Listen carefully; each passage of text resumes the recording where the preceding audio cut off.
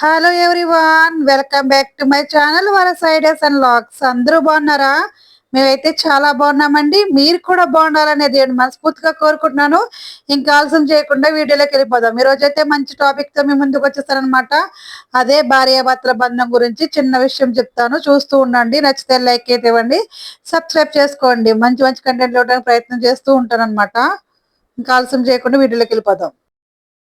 బంగారం మంచిదో కాదో తెలుసుకోవాలంటే నిప్పులు వేయమన్నారు. భార్య ఎలాంటిదో తెలుసుకోవాలంటే దారిద్ర్య స్థితిలో ఉన్నప్పుడు ఎలా ఉందో గమనించమన్నారు. ఐశ్వర్యం ఉన్నప్పుడు అందరూ బాగానే ఉంటారు. పేదరికం భర్తను చుట్టుముట్టినప్పుడు భార్య ఇదివరకులాగా ఏమాత్రం గౌరవం కోల్పోకుండా, నీకెందుకయ్యా, నేనున్నాను కదా, నేను చూసుకుంటా, నువ్వు సంపాదించగలందే సంపాదించు, ఊరికే బాధపడకు అనగలిగితే ఆ భార్య లక్ష్మీదేవితో సమానం. భార్యకు పరీక్ష ఏమిటంటే భర్త యొక్క దారిద్ర్యస్థితి. దారిద్ర్యస్థితి అంటే వేరే ఏదనుకోకండి, ఉద్యోగాన్ని కోల్పోవడం అనమాట. భర్త రెక్కల కష్టం చూసిన భార్య భర్త బాధపడే పని ఎప్పుడూ చేయదు. ఎక్కువ కోపం ఉన్న మగాడికి తనను నమ్ముకొచ్చిన ఆడదాన్ని మోసం చేయడం తెలియదు.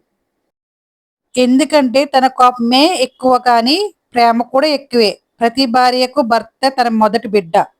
ఉన్న దాంట్లో తృప్తి పడే భార్య ఉంటే ఆ భర్త రాజ్యం లేని ఒక మహారాజు.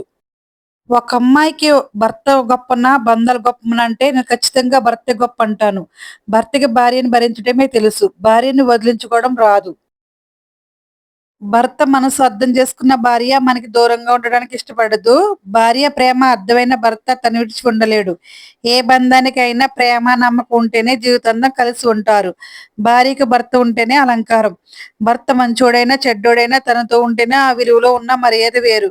ప్రపంచంలో గొప్ప బంధం ఏదైనా ఉందంటే అది భార్యాభర్తల బంధమే. పిల్లలు పుట్టేంత వరకే భర్తనే తన మొదటి కొడుకు అనుకుంటుంది. భార్యకు కష్టం వస్తే భర్తకు తనకు తండ్రిలా నిలబడతాడు. ఒకసారి వైఫ్ కి ఫీవర్ వచ్చింది. హస్బెండ్ ఆఫీస్కి వెళ్లకుండా ఇంట్లో వర్క్ ఫ్రమ్ హోమ్ చేస్తున్నాడు. వైఫ్ చెప్పింది ఎందుకు ఆఫీస్కి వెళ్ళలేదని. హస్బెండ్ స్మైల్ చేసి అన్నాడు, ఆఫీస్ లో నేను ఇంపార్టెంటే, కానీ ఇంట్లో నేను నీకు అవసరం. నేను లేకపోతే మీటింగ్ జరుగుతుంది, కానీ నేను లేకపోతే నిన్ను కేర్ ఎవరు చేస్తారు. అప్పుడు వైఫ్ కి ఫుల్ టీయర్స్ అనమాట, అంటే కళ్ళం నీళ్ళు వచ్చాయి. అప్పుడు వైఫ్ అర్థం చేసుకుంది, లవ్ అంటే వర్డ్స్ కాదు, రెస్పాన్సిబిలిటీ అని ప్రూవ్ చేయటం. హస్బెండ్ బర్త్డే రోజు మార్నింగ్ నార్మల్గా ఆఫీస్కి వెళ్ళిపోయాడు. వైఫ్ ఏం ప్లాన్ చేయలేదు అనుకుంటా అని మనసులో కొంచెం అప్సెట్ అయ్యాడు. ఈవినింగ్ అయ్యాక హోమ్కి తిరిగి వచ్చాక lights off, silence, suddenly lights on, family, friends, cake, decorations. Husband shock తో వైఫ్ని చూసి, నువ్వు ఏమీ ప్లాన్ చేయలేదు అనుకుంటా, కానీ నేనేం కోరుకున్నానో దానికన్నా ఎక్కువ ఇచ్చావు. వైఫ్ స్మైల్తో, సర్ప్రైజ్ అంటే అన్ఎక్స్పెక్టెడ్గా హ్యాపీ మూమెంట్ క్రియేట్ చేయడమే కదా. వైఫ్ మిర్రర్లో చూసుకుని సిగ్ చేసి, నేను పుట్టినప్పుడు నుండి స్లిమ్గా క్యూట్గా ఉన్నా, ఇప్పుడు చూస్తే వెయిట్ పెరిగిపోయాను, బ్యూటీ తగ్గింది అనిపిస్తుంది. హస్బెండ్, నువ్వు నాతో హగ్ చేసి బ్యూటీ తగ్గలా, అప్గ్రేడ్ అయ్యింది. స్లిమ్ ఫోన్ నుండి స్మార్ట్ ఫోన్కి మారినట్లు ఫీచర్స్ పెరిగాయి. వైఫ్ లాప్ చేసింది హహా అని. అంటే నేను హెవీగా అయ్యాను కూడా, నేను నీ ఫస్ట్ లవ్ కదా అని. హస్బెండ్ స్మైల్తో, ఫస్ట్ లవ్ మాత్రమే కాదు, లాస్ట్ లవ్ కూడా నువ్వే. నువ్వు వెయిట్ పెరిగినా, ఇయర్స్ పెరిగినా నా ప్రేమ మాత్రం తగ్గదు అన్నాడు అనమాట. వన్ నైట్ వైఫ్ మిడ్ నైట్లో వాటర్ కావాలని అడిగింది. హస్బెండ్ డీప్ స్లీప్లో ఉన్నప్పటికీ సైలెంట్లీ లేచి వాటర్ తీసుకుని ఇచ్చాడు.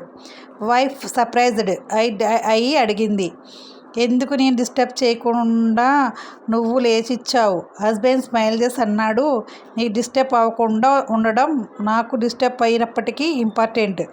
అప్పుడు వైఫ్కి అర్థమైంది, ట్రూ లవ్ అంటే మాటల్లో కాదు, చిన్న చిన్న కేర్లో ప్రూవ్ చేస్తారని. Husband always busy with phone, office work, friends. Wife silent అన్ని చూస్తుంది, తనతో మాట్లాడలేదని ఫీల్ అవుతుంది. ఒకరోజు వైఫ్ ఫోన్లో బిజీ అయ్యి హస్బెండ్కి ఫుడ్ లేట్గా ఇచ్చింది. అప్పుడు హస్బెండ్కి ఇరిటేషన్ అయ్యింది. నన్ను ఎంజాయ్ చేస్తున్నావా అని అడిగాడు. వైఫ్ సైలెంట్తో చెప్పింది, నువ్వు చేసింది నేను డైలీ ఫేస్ చేస్తున్నా, ఇప్పుడు అర్థమైందా నీకు అని. హస్బెండ్ రిలీజ్ అయ్యి, వైఫ్కి అటెన్షన్, లవ్ కూడా అవసరం, టైంకి ఇవ్వకపోతే రిలేషన్ ఫేడ్ అవుతుందని అన్నది. Wife smile. వినాయక చవితికి ప్రసాదం పర్ఫెక్ట్గా తయారు చేయాలి అని తయారు చేస్తున్నా, కానీ బాగానే అవుతుందా అని భయంగా ఉంది. Husband encourage tone. గణేశుడు ప్రసాదం టేస్ట్ కోసం యాక్సెప్ట్ చేయడు, నీ మనసులో ఉన్న భక్తికి కష్టం కోసం యాక్సెప్ట్ చేస్తాడు. నువ్వు చేస్తే అది పర్ఫెక్ట్గా ఈ ప్రసాదం అవుతుంది. వైఫ్ హ్యాపీగా ప్రసాదం చేస్తుంది, హస్బెండ్ సైడ్లో హెల్ప్ చేస్తాడు. సృష్టిలో చివరి వరకు ఉండేది భార్యాభర్తల బంధం మాత్రమే. ఆ బంధం ఎప్పటికీ శాశ్వతంగా మంచిగా ఉండాలండి. మనకు గడుపున పుట్టినోళ్ళు మనతో రారు, అలాగే మన కన్నవాళ్ళు కూడా మనతో ఉండరు. చివరి వరకు ఉండేది మనం భార్యాభర్తల బంధం మాత్రమే. ఎవరి కోసం మీ తోడుని పాడు చేసుకోకండి, మంచిగా ఉండండి. ఉన్నది ఒకే ఒక లైఫ్, మంచిగా ఎంజాయ్ చేయండి, మంచిగా ఉండండి. ఇంకా ఉంటాను. ఈరోజైతే వీడియో ఇదేనండి. రేపు మంచి వీడియోతో మేము ముందుకు వస్తూ ఉంటాను. నా ఛానల్ మీకు నచ్చినట్లయితే లైక్ చేసి సబ్స్క్రైబ్ చేసుకోండి. ఇంకా మ్యూజిక్ అయితే యాడ్ చేస్తాను. Thank you for watching my channel. Bye అండి.